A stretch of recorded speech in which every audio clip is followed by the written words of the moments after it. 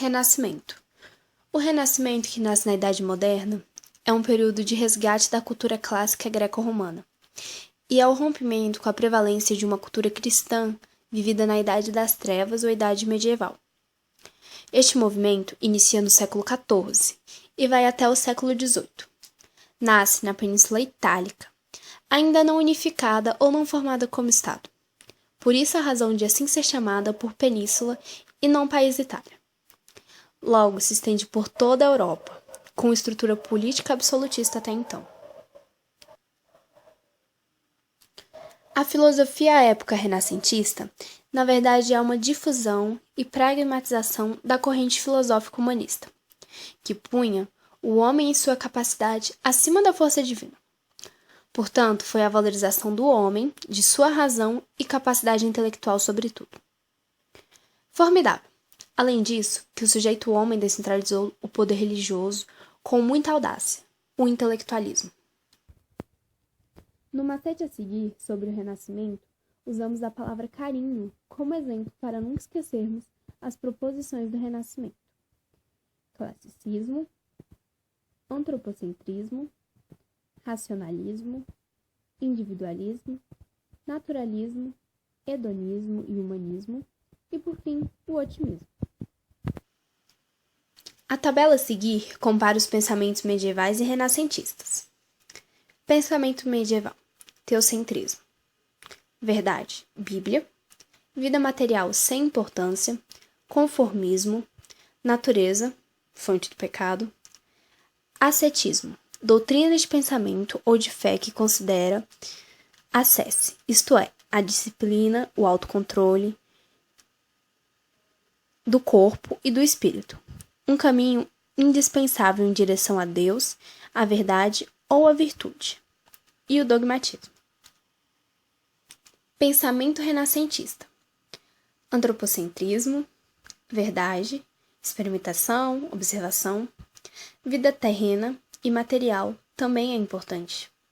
Crença no progresso, natureza, beleza onde o homem se insere, hedonismo, dedicação ao prazer dos sentidos, fundamentos de todos os prazeres espirituais. Fé diferente da razão. Estrutura política era absolutista. Com o Renascimento, ideias da cristandade foram rompidas, dando então ao homem autonomia não absoluta, mas necessária para não apenas aquela época, como para toda a atualidade. A quebra do senso retirou Deus do centro de todas as coisas e pôs o homem. É uma transição do teocentrismo para o antropocentrismo. Não limitando, claro, a ruptura ao teocentrismo e antropocentrismo. O homem ainda durante esses séculos passou a ser hedonista, vivendo do prazer carnal e da bebida individualista, e também otimista.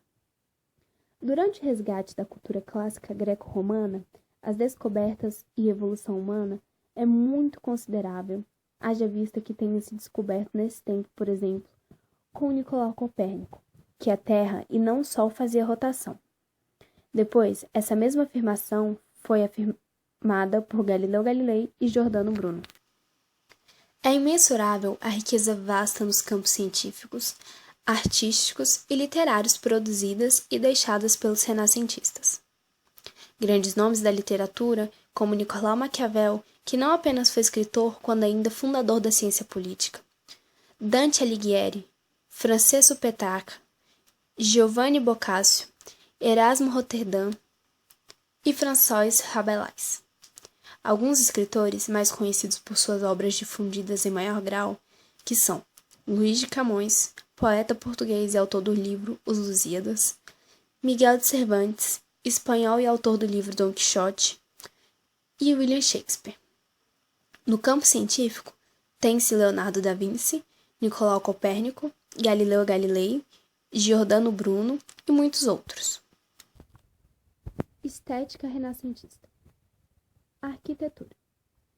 Enquanto a arquitetura gótica buscou a verticalidade, a arquitetura renascentista buscou a propagação, algo que superasse a busca do infinito nas catedrais góticas. Pintura. A pintura renascentista volta-se para o estudo da perspectiva segundo os principais da matemática e da geografia. Dessa perspectiva, trouxe o uso do claro e escuro, que por sua vez contribui para dar maior realismo às pinturas, formando um caráter mais livre em relação ao rei e à igreja, expressando assim uma dependência. Mona Lisa. Pintura de Leonardo da Vinci, o quadro extremamente emblemático e mais conhecido de todos os tempos, chama-nos a atenção para o sorriso misterioso, a paisagem ao fundo com traços e cores precisas. Uma das teorias mais famosas acerca do quadro é que Mona Lisa representaria a mulher de um burguês da época, ou que ela seria o padrão de beleza da época.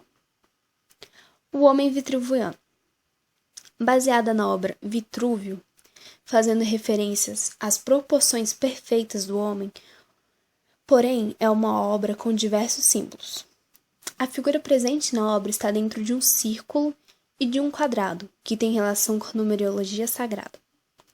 A figura, na posição de braços abertos, formando uma cruz, símbolo da verticalização do homem em busca do sagrado, com um trabalho na matéria. A criação do homem. Esta pintura foi representação de autonomia do homem e a expressão ao ideal na beleza do Renascimento. Foi pintada por Michelangelo, se encontra no teto da Capela Sistina. Existe a ideia que Michelangelo, de forma quase imperceptível, ao redor de Deus fez um cérebro, o que nos faz levar a acreditar que Michelangelo queria questionar os dogmas religiosos. Pieta. Representa Maria contemplando em seus braços o corpo sem vida, intencionalmente reduzido de Jesus. Michelangelo quebrou as regras de proporção para dar maior expressividade à sua obra. A Escola de Atenas.